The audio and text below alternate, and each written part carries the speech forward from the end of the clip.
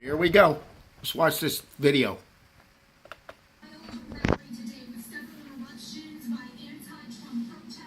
Not the smartest move you've ever seen.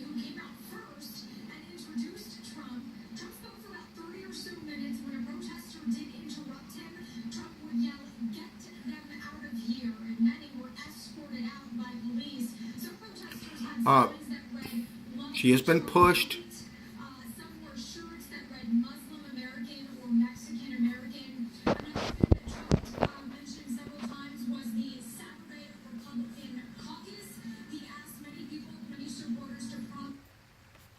Okay, there we go.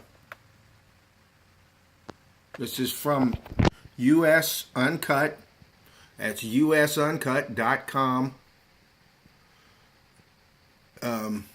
Frenzied mob of Trump supporters viciously attack black woman at Kentucky. Well, I don't know. That was not a frenzied mob. She was not. She was shoved by a couple of those guys, which shame on you. But I've pushed a woman like that before. But it was my girlfriend. I never pushed a stranger like that. I never did anything like that. But yeah, this is not some vicious attack.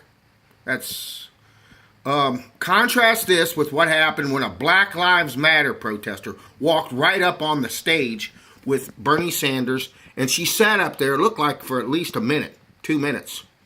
And when the Black Lives protester paid $500 to get into a Hillary Clinton event and held up a sign, and right up there next to Hillary, right up there next to her. So here's what my analysis on this is. This may upset some people. By the way, my Facebook page, let me put this on here on the Facebook page where this comes up. Who put this on here? This came from Anti-Media. Thanks, Anti-Media. I'm not trying to steal anybody's stuff here, but I want to give credit. Those are the sites I got this video from. Anyway, the one thing that I'm going to make an observation. In 1984 was one of the first elections that I started watching closely. I was in college.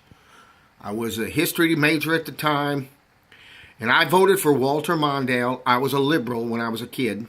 I was a Democrat. I voted for Jimmy Carter, and then Walter Mondale, and then in '88 I voted for Ron Paul. I became a libertarian later on, and so forth. Okay, so that's kind of who I am. Anyway, what I'm going to say might surprise you. At that time, I recall vividly, people would put out Walter Mondale signs out in their front yard, and they would get snatched up, tatted, not tatted, or what was that, spray painted. That kind of stuff would happen, and they'd be thrown out. So at that time, I noticed, and when it come down to it, Reagan won. Reagan had the thugs. All right, and in 92, in 88, I don't remember. I remember Dukakis was this sweet little guy, and he had this thing where he was going in a tank, and they made fun of him. So obviously the thugs were Mr. Bush Sr. And then the next election is when I really noticed it. When anybody from the Clinton camp got on TV and they were in a debate, they would interrupt the other person, talk over them, act like total jerks, and they won. So what I'm going to tell you is the thugs win, and the thugs are the Trump campaign.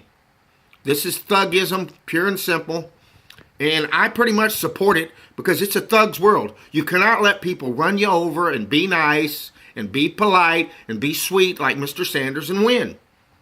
It's just not a winning way to go. This is trillions of dollars on the line. This is your freedom. This is your kids, where they're going to school. This is not some silly little picnic. And this black girl, I'm glad she's fine. I don't wish her ill will, but, you know, be that as it may. That being said, I think this says, I think Trump is going to be formidable. Very formidable. And I like Mr. Sanders. I like what he's saying. And as I said before, I don't like warmongers, but I'm just here watching this. Bye-bye.